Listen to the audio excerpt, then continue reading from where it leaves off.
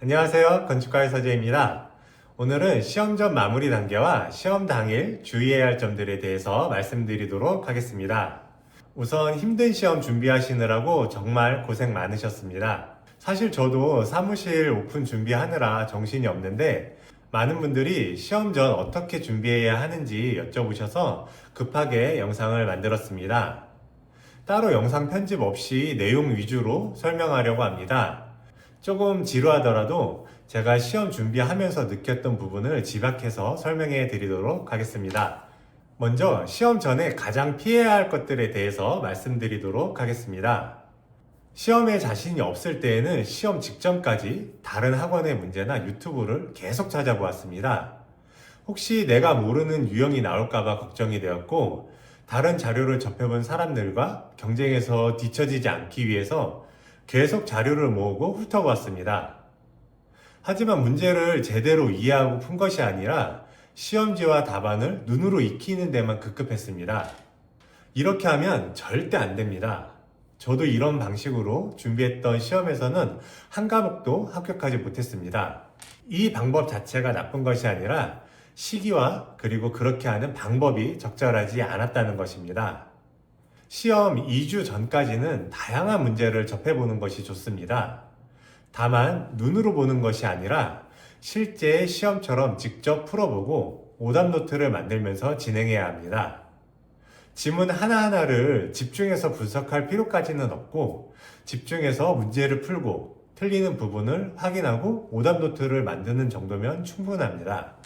직장을 다니면서 준비하신다면 사실 기출과 학원 문제만 해도 굉장히 벅찹니다. 그러나 만약 시험 준비에 올인하고 있다면 기출 문제를 중심으로 같은 학원의 다양한 문제들을 많이 풀어보는 것을 추천드립니다. 학원마다 문제를 해석하는 기준이 다르기 때문에 오히려 다른 학원의 문제를 전부 다 풀어본다라고 하면 혼선이 생길 수 있기 때문입니다. 우리가 알고 있는 세 군데 메이저 학원들은 이미 많은 합격자를 배출해 검증된 곳이니까 여러분들에게 맞는 곳을 선택하셨다면 믿고 따라가셔도 괜찮습니다. 그리고 지금처럼 시험이 2주도 채 남지 않은 시점에서는 많은 문제를 푸는 것보다 이론, 오답 노트, 그리고 작도 프로세스를 정비하는 것이 더 중요합니다. 문제는 학원 과제와 가능하다면 기출 정도만 해도 충분합니다. 지금까지 열심히 공부를 해 오셨다면 오답 노트도 많이 쌓였을 것입니다. 반복해서 틀리는 부분과 본인의 약점을 확인하고 이론 중에서 중요한 내용만 따로 정리해서 자신만의 핵심 노트를 만들면 좋습니다. 지금은 문제의 양을 늘리는 시기가 아니라 지금까지 공부한 내용을 정리하고 취약한 부분을 보완하는 단계입니다.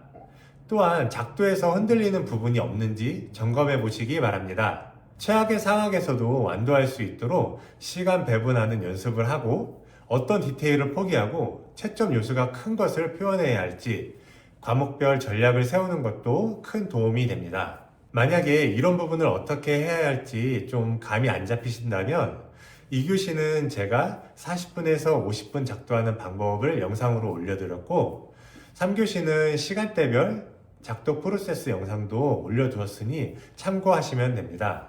다만 이것도 하나의 대안일 뿐입니다. 그것에 대한 스트레스가 크다면 과감히 생략하셔도 상관이 없습니다. 중요도를 100으로 보았을 때 이론 정리, 오답 노트, 작도 프로세스 확정이 약 70%, 그리고 과제와 기출 문제를 푸는 것이 약 25%, 그리고 극단적인 상황을 대비한 작도 전략을 세워놓은 것은 단 5%도 되지 않습니다.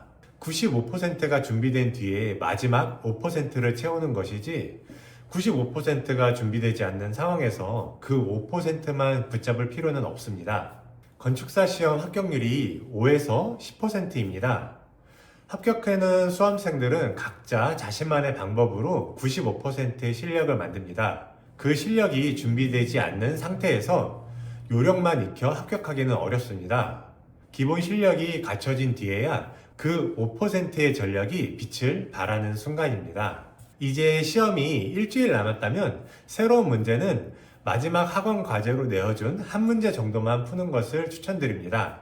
그것도 최소 화요일까지는 마무리해 두는 것이 좋습니다. 시험 직전까지 새로운 문제를 풀면 그 답안의 이미지가 잔상으로 남아 시험장에서 판단을 방해하고 선입견을 만들 수 있습니다. 수요일부터는 다시 이론과 오답노트 중심으로 부족했던 부분을 채우는 시간입니다. 자연스럽게 자신감도 함께 올라올 것입니다.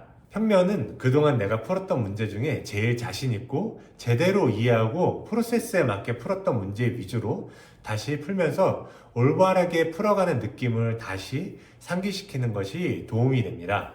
그리고 단면은 강구조와 복합구조 대표 문제를 각각 한 번씩 작도 위주로 점검을 했습니다. 구조는 상세도를 프리핸드로 스케치하듯이 빠르게 그리며 다시 상기하는 과정을 거쳤고, 철골조, 경량철골조, 그 다음에 콘크리트조, 전이보 등 유형별로 기출에서 어떻게 나왔는지 최종 점검을 하면 크게 도움이 됩니다.